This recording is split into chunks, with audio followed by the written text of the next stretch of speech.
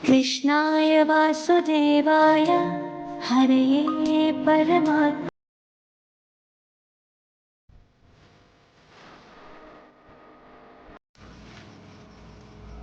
सारंग पंडिता दंडवत। सारंग पंडिता कवित्व निराकरणे एकोदी गोसावी आसने उपविष्टा सती। सारंग पंडित गोसावियाच्या दर्शना आले, तेही कवित्व केले। ते गोसावियापासी गायले तयाचा अभंग, ते ताईसे घातले होते। सारंग पंडितांनी एकदा काय केलं, काही शब्द रचना केली, कविता, आणि ते येऊन स्वामींना त्यांनी काय केलं, गाऊन दाखवलं। त्याच्यामध्ये असा उल्लेख होता की श्री चांगदेव मुनी म्हणे, ऐसे ऐकोणी गोसाविया न म्हणेची। स्वामींना तितकंसं ते काही आवडलं। मग सर्वज्ञ म्हटले, पांड्या मुनी म्हणजे काय गा? मग तुम्ही चांगदेव मुनी म्हणे असं जर केलेलं आहे तर मुनी म्हणजे काय? तेव्हा ते म्हणतात मुनी म्हणजे मननशील तो मुनी। तरी हे कवणा ते चिंती आणि आठवी, मनन स्मरण ऐसे कवणासे गा पांड्या। मग परमेश्वर काय मनन करतात, काय चिंतन करतात? आम्ही कुणाचं मनन केलं पाहिजे? जीव कशाच मनन करतो, कशाचं चिंतन करतो? म्हणजे स्वामींना सांगायचं आहे की या ठिकाणी या कवितेमध्ये स्वामींची जीवाशी तुलना केलेली आहे किंवा जीवासारखं म्हटलेलं आहे। म्हणून तरी हे कवणा ते चिंती आणि आठवी, मनन स्मरण ऐसे कवणासे गा पांड्या। ऐसे न गायजे की, अशा प्रकारचा चुकीचा अर्थ निघेल असा तर्क करू नये। देव गीती गाऊ निजे गा पांड्या, गीतामध्ये देव गावा अशा प्रकारची जी काही समय सूचकता आहे ती आपल्याकडे नाही, आणि जर नसेल तर तो प्रयोग आपण करू नये। यावरी औशी म्हणतले, हे यासी काही झाले, गोसावी काही राव मा कवित्व केले। राजाच्या दरबारामध्ये भाटाने येऊन त्यांच्या गुणाचं कौतुक करावं, पवाडे गावावे, गायन कला दाखवावी, राजा प्रसन्न होऊन मग त्याला गळ्यातल्या मोत्याचे हार प्रसन्न द्यावे, अशा प्रकारचा त्या काळी प्रघात होता। राजाच्या दरबारात भाटाने कविता करणे ही घटना डोळ्यासमोर ठेवून औसा म्हणते, गोसावी काही राव। राजा आहे का स्वामी काही? तिथे येऊन हा पवाडे गातो आहे। त्या पवाड्याचा अर्थ राहतो फक्त समोर असलेल्या व्यक्तीला खुश करणे, जरुरी नाही की ते यथार्थच असेल। आणि म्हणून नसलेल्या गोष्टी सुद्धा त्याच्या नावाला चिटकून दिल्या जातात, आणि नसलेल्या गोष्टी जेव्हा सांगितल्या जातात तेव्हा तो राजा खुश होतो आणि खुश होऊन त्याला दान देतो। तेव्हा औसा म्हणते की तसं झालेले आहे ते। स्वामी काही राजा आहे का? आणि कवित्व केले, राजावर यांनी कवित्व केलेलं आहे। मायासी काही देती, आता याला काय दिलं पाहिजे, काय देतील स्वामी? स्वामी काही राजा आहे का? आता स्वामींना वेगळ्या अर्थाने म्हणायचं होतं। सर्वज्ञ म्हणतले, हे यासी ऐसे वाटत असे, कुणू हे अगाधाचे अगाध की नायका। स्वामींनी औसांच्या म्हणण्याला पुन्हा पुष्टी दिली। विषय तोच आहे। स्वामी म्हटले सुरुवातीला, मुनी म्हणजे काय? आम्ही काय मुनी आहोत का? मननशील आहोत का? जीवाने ईश्वराचं मनन करावं, ईश्वराचं चिंतन करावं, ईश्वराचं स्मरण करावं। तर परमेश्वर काही तसं करणार आहे का असं स्वामींना जे म्हणायचं होतं तेच औसा म्हटलं की एखाद्या असत्य असलेल्या जीवाच्या संदर्भाने त्याची अनावश्यक स्तुती केली जाते। अवास्तव स्तुती केली जाते आणि अवास्तव स्तुती झाली की तो राजा प्रसन्न होतो, जीव प्रसन्न होतो आणि जीवाला दान देतो, जीव जीवाला देतो. तसं आता जीवाला साजेस जीवाने द्यावं, तसं स्वामी आता याला काय देतील.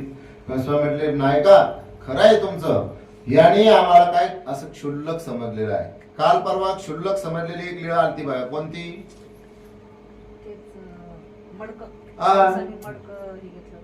औसांनी गाडगं आणलं आणि त्या आणलं, ज्याच्याकडून आणलं ते म्हणले आम्हाला स्वामीने दर्शन देत असले तर आम्ही तुम्हाला गाडगं द्यायला लावते. आणि स्वामींना म्हणते या जर बाहेर त्यांना तर नाही. स्वामी म्हटले गाडग्या इतकं स्वस्त झालं का ते, गाडग्यावर आमचं दर्शन तुम्ही विकून टाकता काय, है ना. गाडग्याची किंमत अशा पद्धतीने परमेश्वर असा इतका सोपा आहे का हे स्वामींनी या वेळेला सांगितलेलं आहे.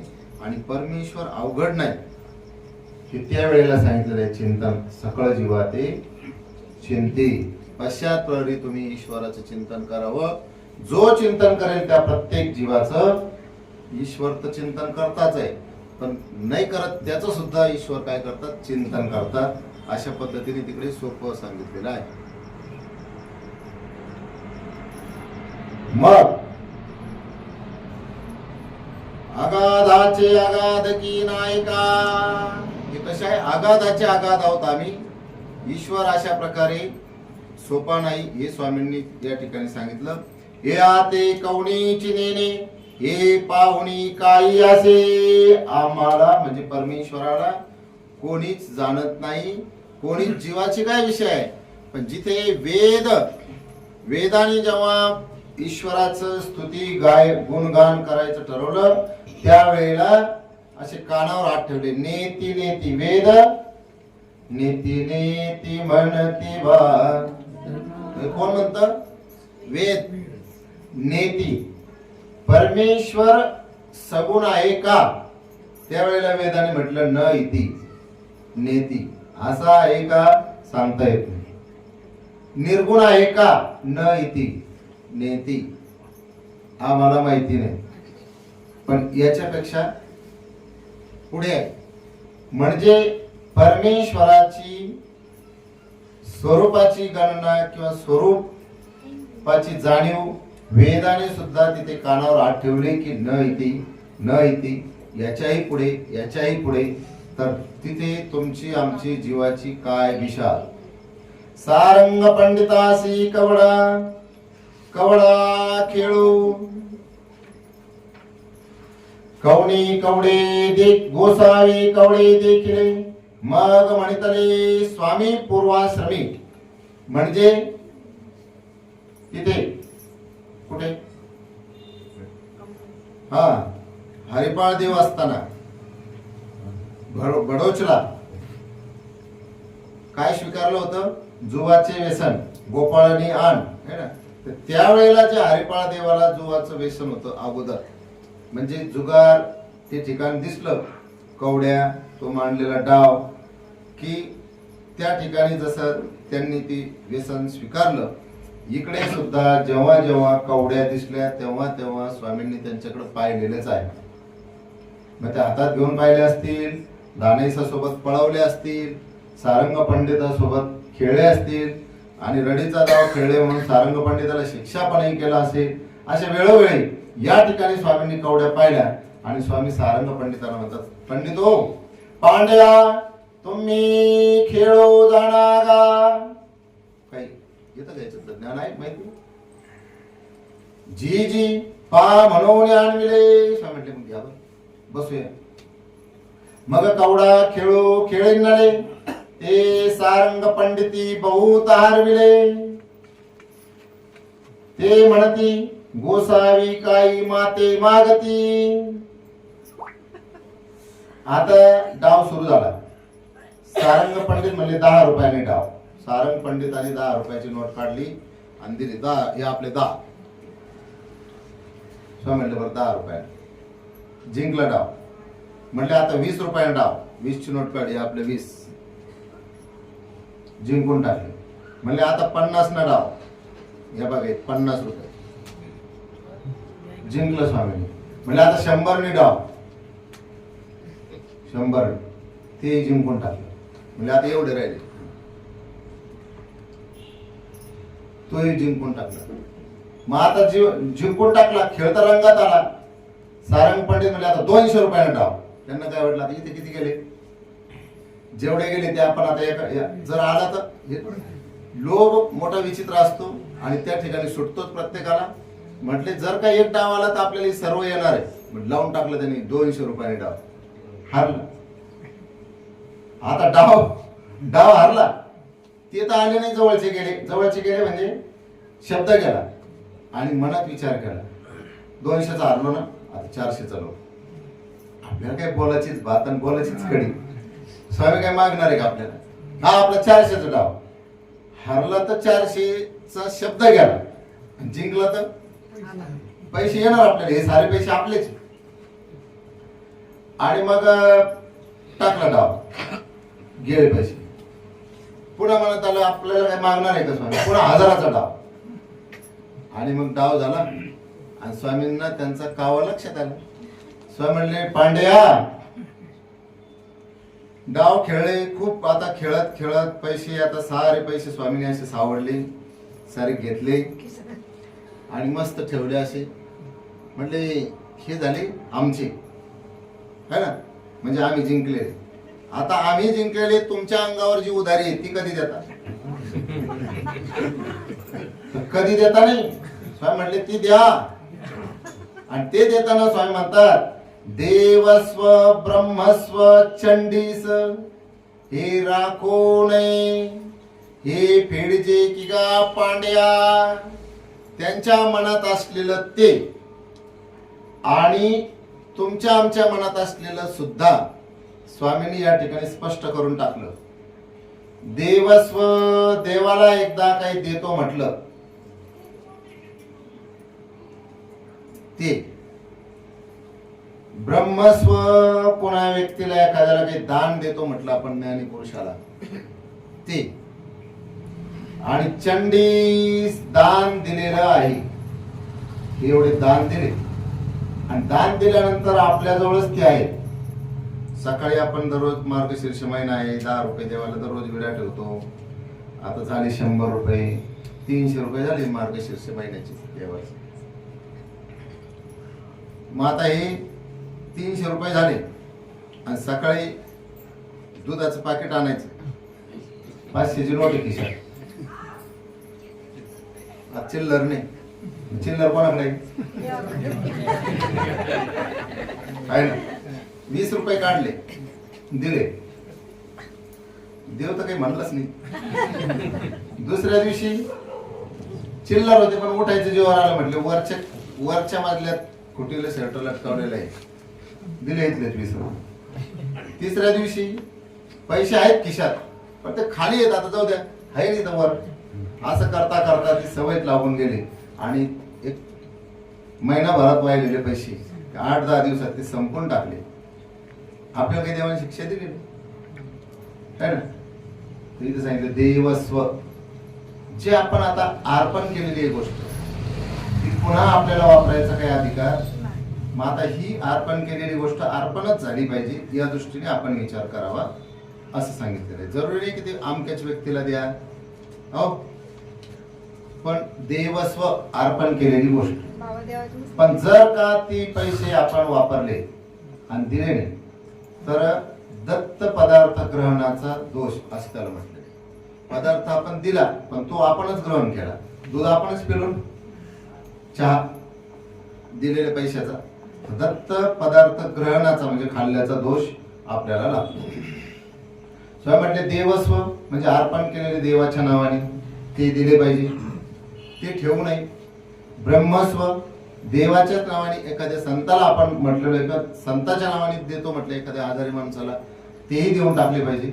आणि चंडीस म्हणजे अर्पण केलेले जे पैसे आहे ते पैसे आता तुमच्याजवळ आहे, या पैशाला स्वामी चंडीस म्हटलेले की दान केलेले पैसे हे आपल्या आता मूळ द्रव्यात टाकायला चालत नाही असं स्वामी कुठं म्हटलं होतं बघा. स्वामींना कोण म्हटलं होतं सांगा बरं एखादी लिहा. हा, पानसोळीची राणी धानाईसा अचलपूरची. हा, तर त्या राणीने स्वामींची पूजा त्या कोणते भट्ट निळभट्ट भांडारेकर यांना अर्पण करण्यासाठी आणलेलं द्रव्य भांडारेकर म्हटले ही द्रव्याच्या पात्र आम्ही नाही आहोत, हे तर आमच्या स्वामींना चांगलं दिसेल.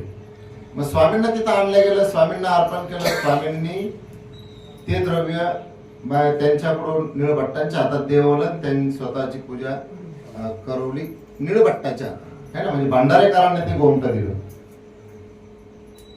तर आता ही संपत्ती कोणाची झाली? स्वामींची झाली.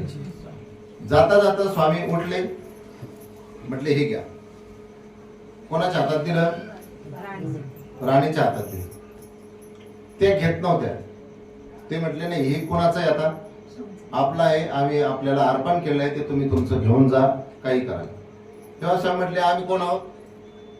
संन्यासी आहोत, आम्हाला याची आवश्यकता नाही, लागली तर जरूर मागू, जे लागलं ते घेऊ, पण आता आम्हाला याची आवश्यकता नाही, तेव्हा हे ठेवा. ती काही घेत नव्हती. स्वामी म्हटले आमचा प्रसाद म्हणून घ्या. त्यांनी मग ते स्वामींचा मान ठेवावा म्हणून ते घेतलं. पण उल्लेख असा आला की हे चंडीस ते द्रव्य भांडारीनं घडीची की अर्पण केलेलं द्रव्य ते काही भांडाऱ्याकडं दिलं नाही, ते भांडारात घातलं नाही, तर काय केलं, तिथेच त्या मंदिराची एक पवळी म्हणजे मोठी भिंत बांधून टाकली, तिथे ते उपयोगा केलं. दान केलेलं द्रव्य अशा प्रकारे त्यांनी उपयोगाला लावलेलं आहे, काय काय.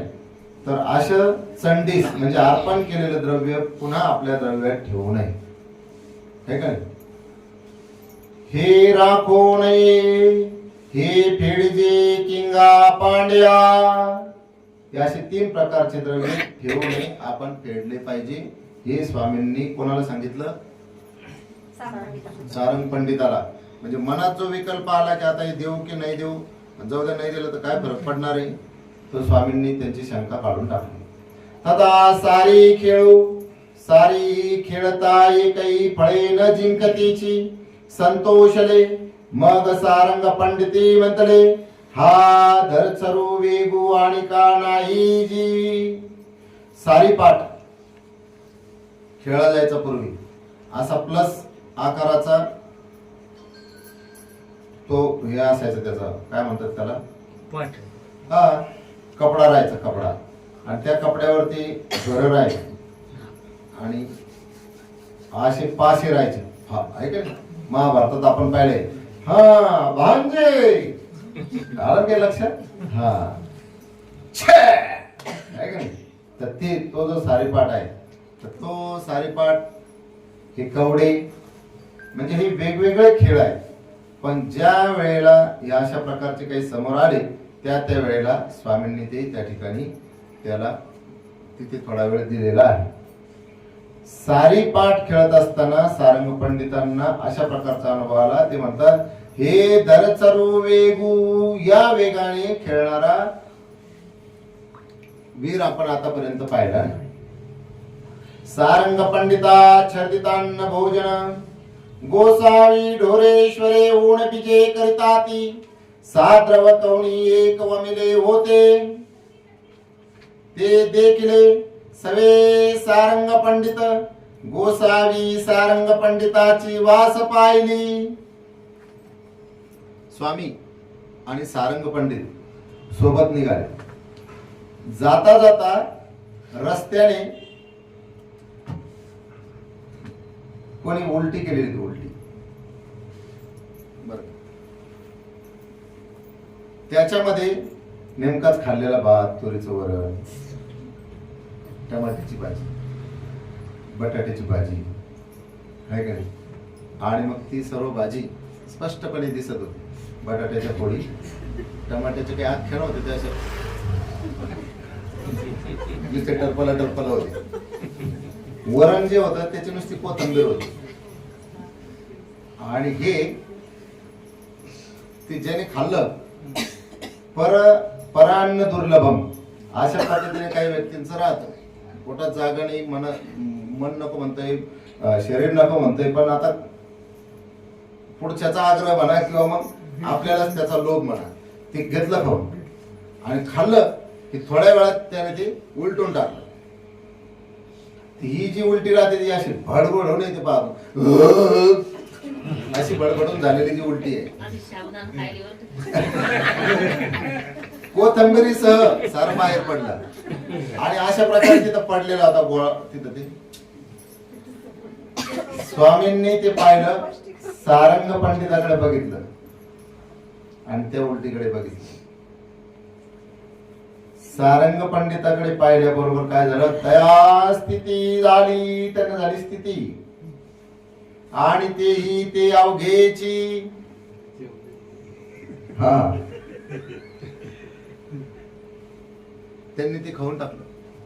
तेव्हा स्वामी म्हणतात, पूर्वी काळी अशा पद्धतीने छर्दीत अन्न भोजन करण्याची प्रथा होती, प्रघात होता. हे सुद्धा इथे आलेलं आहे. छर्दीत अन्न भोजन, छर्दीत अन्न म्हणजे उलटी केलेलं अन्न. कारण अन्नच अशा प्रकारचं दुर्लभ होतं. अन्नासाठी फार कष्ट घ्यावे लागायचे. तेव्हा अन्न मुबलक नव्हता, फार तुटवडा होता त्या काळी, जुन्या काळी. आणि अन्नासाठी आता अगदी 50 वर्षापूर्वी एका कादंबरीमध्ये तो उल्लेख येतो की नुसत्या भाकरीसाठी चांगलं गाडाभर सरपण फोडलं है ना, आणि मग त्याने खायला दिलं. नुसत्या खाण्यावारी पूर्वी गडी वगैरे काम करायचे. अगदी आपण आता फारच काळ नाही, आपल्या लहानपणी सुद्धा खाण्यावारी काम करणारी मंडळी होती. आणि अगदी आत्ता 10 वर्षापूर्वी सुद्धा महिन्याचं मन देऊन सालाला सालकरी जे राहायचे 10,000 रुपये रोज त्यांना दिले, महिना 10,000 रुपये वर्षाला आणि मन महिन्याला, म्हणजे 8 दडे धान्य, म्हणजे 40 किलो धान्य, 40 किलो धान्य आणि वर्षभराचं 10,000 रुपये. अशा प्रकारे रोजदार सालदाराचे पैसे आपण पाहिलेले आहोत. त्याच्या आधी मग ती आणखी कठीण परिस्थिती होती. अन्नासाठी फार रानोमाळ हिंडायची. एक लीळा आहे ती बघा अन्नाच्या इथे. स्वामींनी सांगितलं की संसार हा दीर्घ स्वप्न आहे. या संदर्भाने ती लीळा आलेली बघा, वचिष्ठ लवणाख्यान नावाची. तर तिथे तो गडी स्वप्नामध्ये जेव्हा जातो, स्वप्नामध्ये त्याला दिसतं की आपण रस्ता एका राज्यावर बसलेलो आहोत आणि शिकारीला गेला राजा आणि प्रजा एकीकडे गेली, त्याचं वाट चुकली. तो ज्या वाटेने गेला तिकडं त्याला घनदाट अरण्य लागलं, तिकडं भुकेला झाला. मग एक झोपडी सापडते, त्या ठिकाणी ताणलेला झाला, तिथं पाणी मिळतं, तो तिथेच राहतो. त्याला सांगितलं जातं की हा तर माझा जावाई गेलेला 12 वर्षापूर्वी. आणि मग तो जावाई त्या ठिकाणी छानपैकी तो लग्न केलं जातं, मुलं बाळ होतात आणि मग दुष्काळ पडतो. तो अन्नासाठी भटकतो. तर अन्न करून त्याची जी काय त्याच्या जी संतान होती ती एक मुलगा रस्त्याने मरत चालतो आणि तो त्याच्यावर अंत्यसंस्कार करत चालतो है ना. अशा प्रकारची घटना पुन्हा आपण एकांकामध्ये बघतो की अन्न हे जे म्हणे तेव्हा आम्ही पूर्वी काय करायचं म्हटले की तेलंग देशी जाऊ आणि एकाचा गोरक्ष करू. इकडं दुष्काळ पडला की आणि मग 4-5 जण आम्ही जायचो म्हणे आणि त्या गावामध्ये जाऊन एका जणाला गोरक्ष करून बसवायचं गावाच्या बाहेर आणि चौघांनी 4 गल्लीनं जायचं. हो काय बसले तिकडं गोरक्ष आले गावाच्या बाहेर, गोरक्ष आले, आम्ही दर्शन घेऊन आलो, चला चला चला. इकून ते तिकून साऱ्या गावातून 100-200 लोक यायचे. गोरक्ष आले त्यांचं जय जयकार करायचे. त्यांना घरोघरी नाणं उठवून त्यांना ते अर्पण करायचे. काही जे अर्पण झालं आज ते एकत्र करायचे, एका ठिकाणी ठेवायचं. उद्या दुसऱ्या गावात असं 2-4 दिवस झालं, एक बैल घ्यायचा, त्या बैलावर सारं साहित्य टाकायचं आणि एकाला वापस पाठवायचं. ते म्हटले आमची बी तिकडे मज्जा झाली. लोक आपलं पूजापाठ करायचे, खायला बी द्यायचे आणि घर पण चाललं, दुष्काळ दाखला है ना. अशा पद्धतीने त्या काळी अन्नाचा तुटवडा होता. छर्दोबा नावाच्या भक्ताच्या निमित्ताने तर सांगितलं की छर्दीत अन्न भोजन करी, अशा प्रकारचा विकल्प त्यांनी जिंकलेला होता छर्दोबांनी. ते सुद्धा यावरून गेले, यावरून है ना. तर असा अन्नाचा तुटवडा त्या काळी होता, हे मी तुम्हाला सांगत आहे. स्वामींनी त्यांच्याकडे बघितलं आणि म्हणजे एक वर्ग अशा प्रकारचं अन्न घेत होता. एक आणखी स्मृती येते बघा की आपले गुरु उपाशी आहेत है ना, त्यांना दिलं पाहिजे. त्यांनी तिथे अन्न भक्षण करायचं, ते वमन करायचं आणि ते साफ करून अशा पद्धतीने धुवून आणि ते द्यायचं. अशा पद्धतीने अन्नाचा तुटवडा, अन्नाची जी काही होती त्या काळी होत. सारंग पंडितांकडे बघितलं, त्यांना स्थिती झाली, त्यांनी ते खाऊन टाकलं. स्वामी त्यांना म्हणतात, हांगा पांड्या, हे काय गा पांड्या, तुम्ही लोकीचे श्रेष्ठ आणि संभावनिक. स्वामींनी या ठिकाणी अन्न खाल्लं का याचं नाही हे केलं, त्याचं उलट समर्थन केलं. स्वामी म्हटले, तुम्ही लोकीचे श्रेष्ठ, तुम्हाला लोक पंडित म्हणतात. कारण हे कोण होते? सारंग. तिथे ती पोथी सांगायला जायची काकी, आणि पोथी सांगणारे पंडित आणि संभावनिक यांना वृत्ती मिळवून दिली ती स्वामींनी. बऱ्यापैकी पगार होता राज दरबारातला. आणि संभावनिक, तुम्हाला काही कुठल्याही गोष्टीची कमी नाही.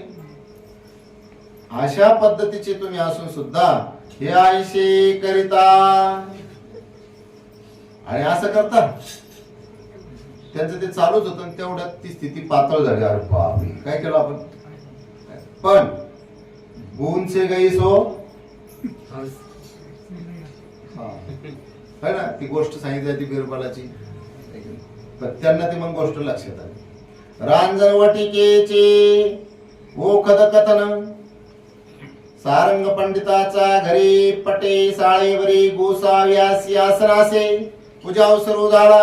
भक्तजना सहित आरोग्य झाले, गुळा झाला, विडा झाला. सारंग पंडिताच्या घरी पटी साळेवर स्वामींना आसन होतं. स्वामींना पूजा अवसर झाला, विडा आरोगण झाली भक्तजनासहित, आणि गुळा झाल्यानंतर पाणवयेवरी ओखद होते ते देखले. पानवट्यावर एक झाड उगवलेलं ते स्वामींनी पाहिलं, आणि त्या झाडाकडे बघून स्वामी म्हणतात, हे धातुर्वादा उपयोगा जायगा. स्वामी म्हटले, हे धातुर्वादाच्या उपयोगा जाणारं झाड आहे. असं कधी पाहिलं बरं आपण? पाहिलं का? काय होतं?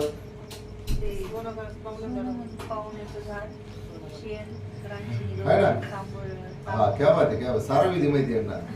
पुढे काढण्यासाठी तुम्ही फक्त झाड शोधून आणा, कसं करायचं सांगते. तर धातुर्वादाच्या उपयोगी जाणार ते झाड. स्वामी म्हटले, हे धातुर्वादाच्या उपयोगात जातं. सारंग मध्ये कशाचं काय खोट आहे ते? लटिके. सारंग पंडिती म्हटले की असे धातुर्वादू हे लटिके,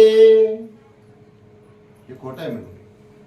सर्वज्ञ म्हटले घरचा वैदू आणि परिशीची औषधी, हे कोणाची मना न येती किंगा पांड्या.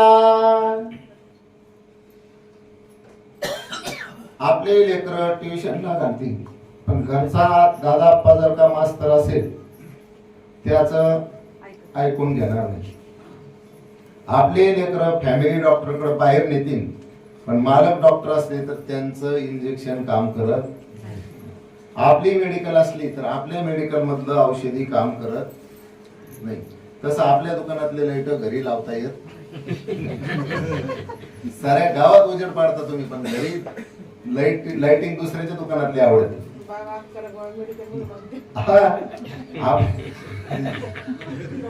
आपण आता 25 वर्ष झाले पदयात्रा काढतो आपण, आणि पदयात्रेमध्ये 400 लोकांना गोळ्या देतो मी, बरं का. त्या गोळ्या चांगल्या क्वालिटीच्या असतात, चांगल्या मोठ्या डॉक्टरांकडून आणलेल्या असतात त्यांच्या हाताने. आपल्याला काही फारसं त्यातलं कळत नाही, पण जे कळतं त्यानुसार आपण देतो, त्याला चांगला फरक पडतो. पण आश्रमात जेव्हा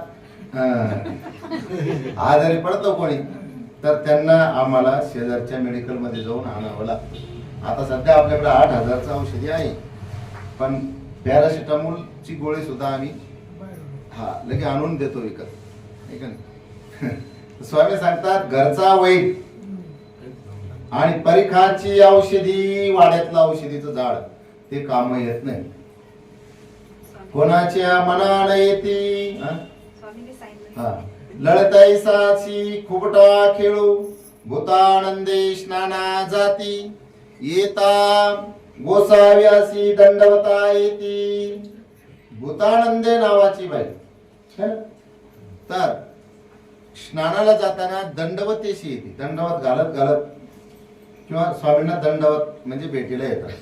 तया सरशी लळताईशी येती, ती तयाची नाती, त्यांची नात होती लळताईशी नावाची.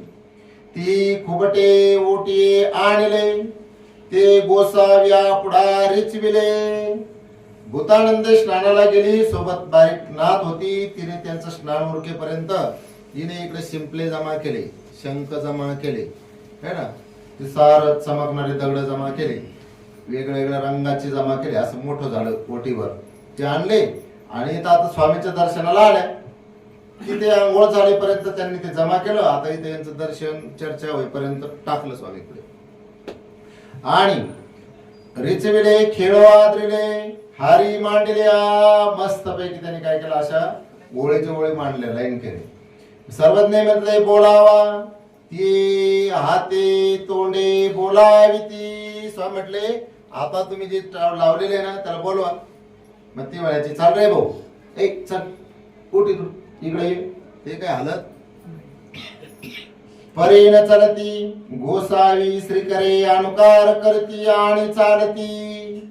मग आता त्यांनी काय केलं, अर्धे स्वामींच्याकडे दिले, अर्धे त्यांनी घेतले. स्वामींनी असे मांडले, त्यांनी असे मांडले आणि स्वामी म्हणले सांगा चला तुमची चालेल. त्यांनी ते उचलून ठेवावं लागायचं. ते म्हणले चालवा त्याला, ते काही चालत नव्हतं. आणि मग जेव्हा स्वामींची बारी यायची, स्वामी म्हणले हा हिरव्या तू पांढऱ्याच्या जागी बस. ते उठायचं, तिथे जाऊन बसायचं, म्हणजे ते चालायचं, असं सरकायचं. हे बघितलं, गोसावी अनुकार श्रीकरे अनुकार करती, या इकडे, ते तिकडे यायचं बरोबर, चालती. मग ती म्हटली अरे हे चुकलं, हे आपलं देताना चुकलंय गणित. यांनी इकडचं उचललं, तिकडे ठेवलं, ते आपल्या ताब्यात घेतलं. आणि पुन्हा ते काही येर न चले ते काही चालत नव्हतं. ते गोसाव्यासी देती, न चालणारे स्वामींना द्यायचे. गोसाव्याचे चालती, मागवते तयाचे न चलती. पुन्हा स्वामींची चालायची, त्यांची काही चालत. ऐसा 2-4 वेळ खेळू झाला, खाता माळसेचा देवळी. त्या ठिकाणी माळशीच्या देवळामध्ये असा खेळ झाला. खडखांबुला खेळू, गोसाव्यासी ढोरेश्वराचा चौकी आसनासे. भूतानंदाची नाती तया सरशी आली, ती म्हटले येई जो खडखांबुला खेळू. मग खेळता म्हणती आसो मजचिवरी डाई येते, गोसावी आपण्या शिवून देती. स्वामी ढोरेश्वराच्या चौकामध्ये आहे. भूतानंदाची जी नात आहे ती जेव्हा भूतानंदे सोबत आली तेव्हा ते म्हटले की काय करा, स्वामींना म्हणते आपण काय करू, शिवणा पाणी खेळू खडखांबुला. आणि मग ते या खांबाच्या आडला पाहिजे आणि ते शिवायचं असं. तर ते शिवताना स्वामी काही त्यांच्या हाती लागत नव्हते आणि मग त्या थैथै करायच्या, थैथयाट करायच्या. म्हणतात की माझ्यावरच डाव येतो पुन्हा पुन्हा, स्वामी काही शिवू देत नाही. गोपाळ बा वासना खडखांबुला खेळू झाला, नाविक चाळविली. खडखांबुला खेळ झाला आणि थोडा वेळ स्वामीने त्यांची गंमत केली. तो भूतानंदो बायसाचा व्यापार करू लागली. मग भूतानंदा जे आहे ते स्वामींच्या ठिकाणी जे बाईसा सेवा करत होत्या, या सेवेला त्यांनी हातभार लावला. ती आली लळताये चालिओ, गोसाव्या उपद्रव देतीसी. आता लेकरू आहे ते मस्ती करत होतं, मोठा आवाज येत होता. मग ती आली, म्हटली तू स्वामींना त्रास देते, चल म्हटले तू. मग निघाली ढोरेश्वरी असता साधा पाता आली. ओटी तीळ तांदूळ पाने पोपळे आईशी आली. ढोरेश्वरावर स्वामी आहेत त्यावेळेला पहाटेच साधा आली. ओटीमध्ये तांदूळ तीळ होते, काही पाने पोपळे होते. गोसाव्यासी दंडवत घातले, श्री चरणा लागली, गोसाव्या पुढा बैसली. स्वामींना दंडवत केला, दर्शन घेतलं, श्री चरणाला स्पर्श करून आणि जवळ बसल्या. स्वामींचं निरोपण सुरू आहे. निरोपणा वेधली. निरोपणात त्यांना रस यायला लागला आणि एकदम ते तिथे ऐकत बसले. तव लोकू देवता दर्शनाला, सर्वज्ञ म्हणतले हो साधे हो, हे ओटी काही. आणि मग लोक दर्शनाला आले. त्यांच्या ओटीत होत ते तसेच बसलेल्या होत्या, स्वामींच्याकडे बघत वेधलेल्या होत्या. तेव्हा स्वामी म्हणले, ओटीत काय आहे? जी जी हे पूजा आणि विडा, आज सोमवारी थोडीची, पर्वणी वेळ थोडी वेळ होती ते झाली, पर्वणी झाली. हे विडा वगैरे पूजेचं साहित्य म्हणजे आज सोमवारी आहे पर्वणीचं साहित्य. तर सर्वज्ञ साधे हो, तुम्ही तिचे निरोपण ऐकले, तेने महंत गोमटे झाले. तुम्ही आमचं निरोपण ऐकलेलं आहे. त्या म्हणतात की पर्वणी झाली, आता थोडीच होती, आज थोड्या वेळच मुहूर्त होतं. स्वामी म्हटले, तुम्ही आज आमचं काय ऐकलं? निरोपण ऐकलेलं आहे. ईश्वर ज्ञानाचं चिंतन मंथन झालेलं आहे. आता तुम्ही काय करा? आता स्नान करा. ते गोमट तुम्हाला आता मिळेल, है ना. महंत गोमटे झाले, आता स्नान करा जा. ते म्हणते, जी जी पर्वणी गेली, ज्या वेळेला ते ज्या मुहूर्तावर मला स्नान करायची इच्छा होती ती गेली नाही. स्वामी म्हणले, तीच तर पर्वणी आहे आता सध्या. तुम्हाला ज्ञान गंगेत तुम्ही न्हावून निघालेला आहात, तेव्हा जा म्हटले, आता स्नान करा.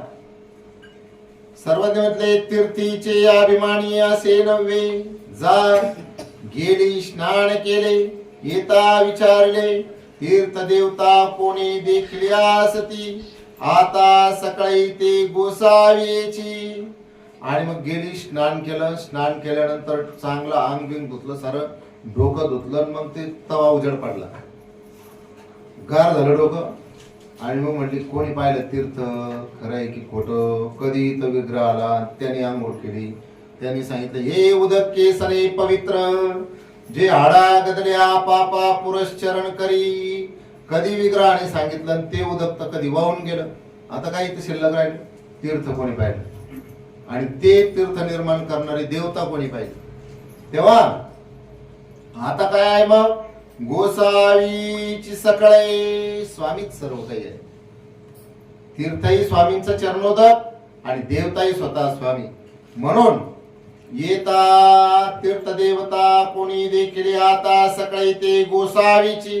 म्हणून पूजा श्री चरणाशी केली, विडा दीपवती ठेवली. ती देवणी साधा बुद्धीश्वरत्वे आली, प्रतिती वर्तली. अवघा पूजा स्वरूप पाहिला मग गेली. त्या दिवसापासून साधेला ईश्वरत्व बुद्धी आली की स्वामी ईश्वर आहे, आम्ही काय आहोत? जीव आहोत. मार्तंडा श्री शौच दर्शन.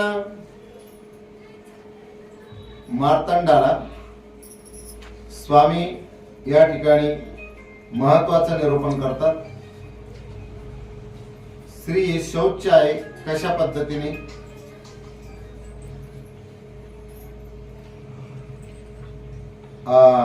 मार्तंडाला काही अनुचित घटनेच्या संदर्भात स्वामी शिक्षा पण करतात. तर कशा पद्धतीने शिक्षा पण करतात, काय करतात, त्यावर मार्तंड काय म्हणतात, हे सर्व आपण बघूया. दंडवत